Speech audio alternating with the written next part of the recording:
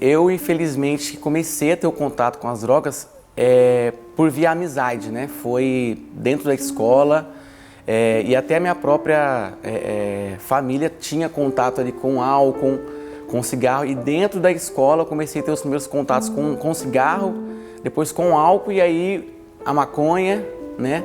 E foi na escola, então foi por influência, né? Esses meus primeiros contatos foi por influência de convívio mesmo, de amigo, e dentro de casa também, né? E foi até os meus 17 anos para eu conhecer a cocaína e também conhecer o crack, né? Então até aí eu estudava, eu trabalhava, tinha uma vida social, trabalhava no Lava Jato na época, mesmo de menor, tinha aquele trabalho ali. E quando eu cheguei aos 17 anos eu conheci, né, tive o primeiro contato com o crack, né? E desde aí então eu passei a ser dependente mesmo. Então eu fiquei 6 anos nas ruas, né? Fui para Belo Horizonte, fiquei muito tempo em Belo Horizonte morando na rua e no uso do crack, né? Fiquei totalmente dependente, quis sair de perto da minha família para não mais dar sofrimento para eles, mesmo que eu estava dando, eles não estavam vendo, eu não estava ali perto deles. Mas foi muito difícil, foi ali que foi o meu fundo do poço mesmo. Quando eu cheguei numa lanchonete, eu me lembro até hoje, para pedir uma comida, eu pedi uma comida para uma pessoa que estava fora da lanchonete, ele me levou até essa lanchonete, isso me marcou muito, isso ali eu vi que eu estava no fundo do poço mesmo, e senti o peso da humilhação de estar dependente, de estar nas ruas. E ali a mulher não aceitou nem que essa pessoa pagasse para mim, pelo fato de como que eu estava vestindo, de como estava o meu cheiro. E ela me enxotou daquela pastelaria, falando que não era para me ficar ali, mesmo um rapaz, né, com boa vontade, querendo me pagar. E hoje eu me baseio num versículo, né, no versículo que diz em Lucas 1:37, que fala para Deus, porque para Deus nada é impossível. E um rapaz, que o nome dele é Evandro, ele que entrou em contato com minha mãe e falou sobre essa casa de recuperação, que é a comunidade terapêutica Monte Sinai. Hoje eu moro em Jacareí, perto da Crenata, não tinha um emprego fixo. E Deus me iluminou de eu começar a dar aulas. Comecei com pequenos grupos e hoje a gente tem uma escola de música. A gente tem, né, o nosso CNPJ aberto, já vai fazer 1 ano, né? Tá fazendo 9 meses que eu abri o CNPJ da escola. E a nossa escola hoje tem mais de 70 alunos. Então no dia 13 de junho agora, eu fui ali na maternidade registrar o meu filho. E eu, quando eu estava na rua, eu falava: Deus, eu não tive pai, mas se um dia, eu mesmo sem esperança, lá no fundo eu falava: se um dia eu tiver a oportunidade de ter um filho, eu vou ser tudo o que meu pai não foi. Eu vou registrar, vou estar presente em tudo e vou ser um pai maravilhoso. Mesmo estando na droga, eu professei isso. E acho que isso é o momento que está mais me marcando na atualidade hoje. É poder ser um pai. O primeiro contato que eu tive foi nos 14 anos com a maconha. Mas isso era uma coisa, a princípio, que eu achava ainda que era distante de mim.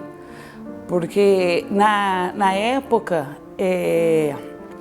eu tinha os meus irmãos pequenos e meu pai, ele era usuário, então eu tinha muita raiva disso.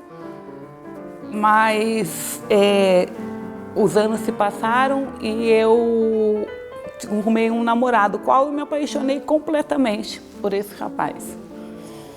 E ele era usuário de droga. Por um bom tempo, eu fiquei com ele, eu achei que poderia ter algum sucesso nesse relacionamento.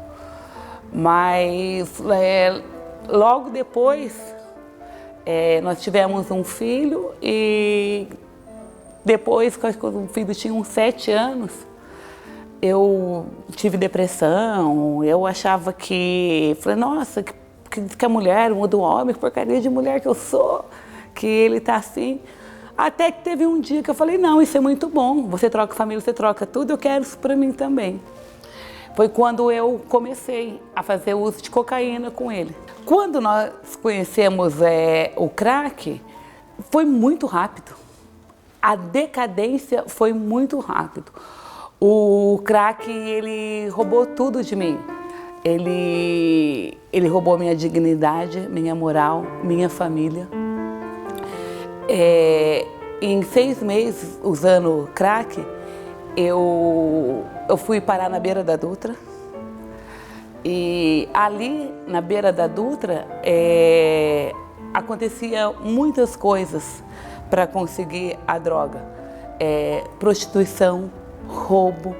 Eu engravidei e estava morando na rua, com 6 meses de gestação, eu comecei a sentir dores. E a pessoa que estava fazendo o uso de droga comigo foi buscar ajuda, porque eu estava numa casa abandonada. E a pessoa encontrou outra pessoa e foi usar e me esqueceu ali. Isso foi 6 horas da manhã. Eu consegui sair arrastada dali 9 horas da noite. Daí um caminhoneiro me encontrou e me socorreu. E nasceu a Ana Luísa. A Ana Luísa, ela nasceu com várias imperfeições. Ela tinha um rim maior do que o outro, ela não tinha o buraquinho do bumbum, ela tinha problema do coração. Ela nasceu com abstinência. E daí ela nasceu e eu não parei de usar drogas. Quando a Ana Luísa fez 6 meses, ela não suportou tantas medicações, ela não conseguiu ficar em casa, ela ficou em casa 15 dias. O Senhor Jesus recolheu ela. Daí foi ali que eu falei assim, não, peraí, que porcaria de ser humano que eu sou. Que eu até matei, agora é o fim. Daí foi quando as coisas se escandalizaram mesmo na minha vida. Ali eu perdi todos os limites. Mas foi um pessoal da igreja que ia muito atrás de mim. Eu tinha um outro filho, né? Eu abandonei esse filho com esse rapaz, com a minha mãe, né? Para me dedicar totalmente à droga. Eu falei para ela, nossa, você pode orar pelo meu filho? Porque ele está se envolvendo com pessoas, assim. Ela falou assim, não, eu orar pelo seu filho, porque você está pedindo oração para ele, você não ama ele. Se você amasse o seu filho, você mudava a sua história. E você resgatava o seu filho. E aquela palavra, ela entrou no meu coração de uma maneira que eu peguei e falei assim, não, eu perdi um, eu não vou perder o outro. Houve um querer da minha parte. Então, e o Senhor me ajudou e houve um querer. Então, existe esperança para as outras pessoas também. Entendeu? Se houver sinceridade no coração e houver apenas um querer, Deus é bom o suficiente para mudar a história. Nasci no lar evangélico, né? Tive educação cristã e a partir dos 20 anos eu peguei e comecei a me envolver, não tanto com drogas, a dependência química, mas o álcool, que também é uma droga, né? E fui indo e parava, às vezes voltava, mas chegou um momento, né, que eu me envolvi muito com a droga. Isso aí me atrapalhou o trabalho, me atrapalhou a minha saúde, né? E eu vi que realmente eu precisava de ajuda, né? Precisava de ajuda. Minha segunda internação, a minha primeira foi em 98, fiquei 15 anos limpo, recaí em 2015, estava firme lá na minha comunidade evangélica e procurei ajuda, né? Foi em 2019 que eu vim para o Desafio Jovem Ebenezer. Então, meu fundo do poço foi em 2016, em 2015 eu recaí, em 2016 minha mãe faleceu. Nós éramos muito ligados, íntimo. Isso daí não é uma justificativa, mas ajudou muito, né? Ajudou muito o meu emocional, abalou demais. E eu comecei a beber com mais intensidade, né? E foi aí que eu senti a necessidade de ajuda, porque eu não conseguia parar sozinho. Tive a ajuda da minha família, principalmente, minhas irmãs, né? E foi elas que me deram todo esse suporte familiar. Realmente não é fácil, né? Porque a gente fica com todo aquele teor alcoólico que a gente bebe, fica no nosso sangue, fica no corpo por um tempo, até a desintoxicação, né? Sentia, sonhava com a bebida, né? Mas eu via que eu teria que passar por aquele sacrifício para ter vitória, né? E graças a Deus eu consegui, foi muita luta, não é fácil realmente, né? Porque se fosse fácil eu conseguiria parar sozinho. E a luta era constante, era diária, né? Então, eu buscando muito a Deus, né? Eu sou muito fervoroso, tenho muita fé. E E eu fui conseguindo, né, aos poucos. Então, na comunidade onde eu estou hoje, Desafio Jovem Benézia, aqui de Jacareí, eu já terminei meu tratamento. Estou indo para o 4º ano na comunidade, né? Logo, logo eu estarei já voltando para as minhas atividades, na minha igreja, no meu trabalho. E no momento lá eles me confiaram, né, a estar participando da coordenação da casa. Ou seja, eu fui ajudado e hoje eu estou podendo contribuir, né, ajudando, até para a gente demonstrar para os outros, é uma questão de testemunho, né, que é possível, né? Eu via muita gente que foram até homenageado aqui por vocês, que também serve de espelho para mim. E hoje é muito importante a gente transferir isso para as pessoas, para os mais novatos, né? E para mim, por dentro, é uma honra, né? Receber esse convite e estar participando, de ser reconhecido de uma pessoa que está vencendo, né, a dependência química. Então foi ao longo dos 14 para os 15 anos, comecei a andar com os más companhia, né? Aí foi influenciado a começar a usar. Primeiro comecei com cigarro, né? Cigarro, daí comecei com a bebida, da bebida já comecei a conhecer as drogas já. Cada vez mais a gente começava a usar, aí queria para aparecer para as pessoas, né? Aí era o fluxo de usar mais droga, bebida. Aí eu fui me aprofundando cada vez mais. O pior momento foi que, quando eu fui me dar conta, eu já estava totalmente viciado, né? Comecei com a maconha, daí aí já fui para a cocaína. Daí eu já comecei a vender para poder usar. Perdi tudo, né? O caráter, a dignidade, a família já começou a ficar mais afastado. Os vizinhos, todo mundo que me conhecia começou já a afastar, né? Me criticar pelo uso da droga, tudo. Na verdade, minha família toda sempre foi evangélica, tudo, né? Buscava por mim. Aí teve um momento da minha vida que eu acordei para a realidade, né? Decidi querer mudar. Eu comecei a acompanhar eles também a ir para a igreja, tudo. Fui conhecendo a palavra, fui me libertando dos vícios. No começo foi bem difícil, né? Porque tem que haver um querer da nossa parte, né? A partir do momento que a gente decide mudar, coloca toda a força, a gente consegue. Eu conquistei o meu caráter, a minha família, o trabalho. Graças a Deus, onde eu vou agora, as pessoas que andavam comigo, hoje vê o exemplo de pessoa que eu sou. Hoje eu posso falar para eles, né? Tenho, como é que fala? Tenho toda a autoridade para falar, né? Para eles abandonar essa vida que não leva a nada, só a perdição. Tudo é uma ilusão, na verdade, né? Na verdade, a gente se ilude no mundo, depois a gente acorda para a realidade. As pessoas acham que não tem como sair dessa vida, mas tem sim. É só elas acreditar, colocar toda a força em Deus que tem mudança. Assim como a sociedade me descriminalizava, não via mudança para mim, mas tem sim. É um conselho que eu deixo para todo mundo aí. Eu tinha um irmão que eu fui embora com 15 anos e fui para casa dele. E então ele me acolheu, aí a gente viveu bem. Eu não sabia o que era droga, nada. Só que chegou um tempo que ele foi preso. Então aquilo deu uma baqueada. Aí fui numa festa e aconteceu de oferecerem. Aí eu falei que não, mas ele falou assim, aqui você vai ver estrela. Aí foi na onde que eu usei a primeira vez. Eu ficava tranquilo, usava, só a hora que eu bebia. Tinha que beber muito também. Mas um tempo, agora há 6 anos atrás, eu vi que ela estava me consumindo. Por causa do quê? Não era só o final de semana. Começou na semana, dia de semana, até que a mulher pegou, né? Aí a hora que a mulher pegou, ela falou pra mim, né, a escolha, né? Ou eu ou a droga.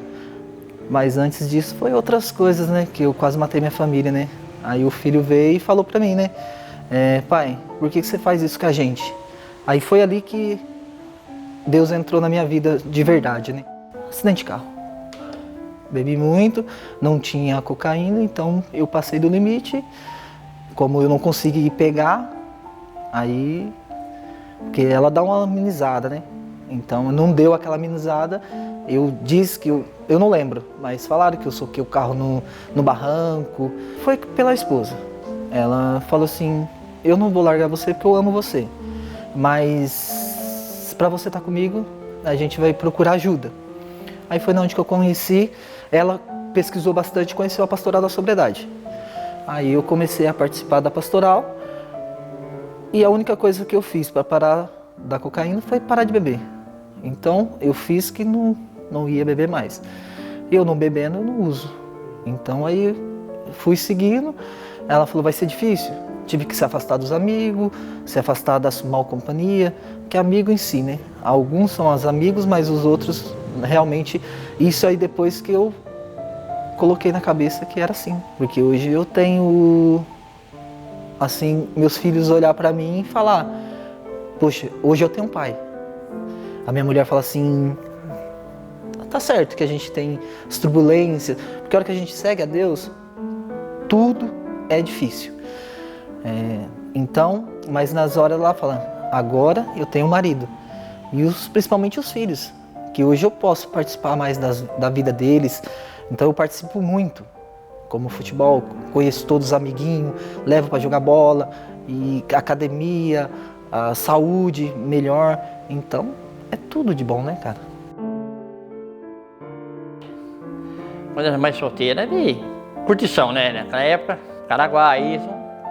Eu tinha amigos sem beber, mas razoavelmente. Foi indo, trabalhar, enfim, correndo aí, foi aumentando a dose. Quando eu casei, já tinha beijado, já tomava umas cachaças, né? Mas tudo bem, foi aumentando. Dentro de uma firma, sabe que um vai puxando o outro, a amiga puxando o outro, vai se levando, né? E foi afundando. Eu cheguei tendo um ponto, eu cheguei a perder o terreno, vendi carro, tudo, para poder ver e pagar umas contas que eu devia em boteco, né? Tudo por causa do bebê. Por causa da bebida, do álcool. E outras drogas, graças a Deus, nunca usei. Cheguei a experimentar, mas cheguei a falar pro cabeça, falei, eu prefiro a cachaça do que isso aí. Fiquei livre, graças a Deus, fiquei 8 anos. Sim, a gente pensa que está livre, mas não está. E devendo é considerado que tem uma brasa apagada, mas ela acende qualquer hora, né? Olha, foi no fundo do posto, quase perdendo família. Minha filha hoje conversa comigo, né? Mas no começo eu nem conversava. Porque ela é casada, mora lá no Japão, né? Ficava assim meio, sabe, tudo meio, sabe? Aquele clima, mas graças a Deus voltou tudo normal. Aí foi a minha esposa que, se eu falar, ir daqui pra lá, né? Já dá meio virado com o outro, né? Eles fomos, ó, na frente ela levou eu onde era o caçula, naquela época, né? Tinha lá o Dr. Luiz e o Marcelo, e o médico era o Dr. Luiz mesmo, né? Normal. Aí foi indo, mas mesmo assim eu tava enganando a mim mesmo. Ia na reunião e tomava escondido. Foi indo, tá. Aí foi mudado para baixo aqui, para onde era a Receita Federal, né? Porque mesmo assim eu comecei a enganar a mim mesmo. Era a Cecília, Cecília e o Luciano, que era psicóloga, né? Você enganar, várias vezes pergunto, foi não. Chega uma hora eu falei, pra que eu estou mentindo pra mim mesmo? Comecei a dar uma parada, né? Foi indo, graças a Deus que livre. Olha, no começo, eu falei, eu não vou isso aqui. Foi sim, dá aquela ansiedade, mas você tem que ter. Como diz o ditado, a Luciana falava, tem que aprender a falar um não. Essa é a palavra pesada, né? A pessoa tem que entender. Né? Quem quer parar, me entende. Eu passei por isso. Eu estou bebendo, eu não vou querer passar por isso. Entendeu? Mas tem muitos ali que entendem, tem uns que só vai ali por mim mesmo, né? Mas graças a Deus, ali o CAP tem os profissionais que fazem serviço com amor. E tira o chapéu por eles.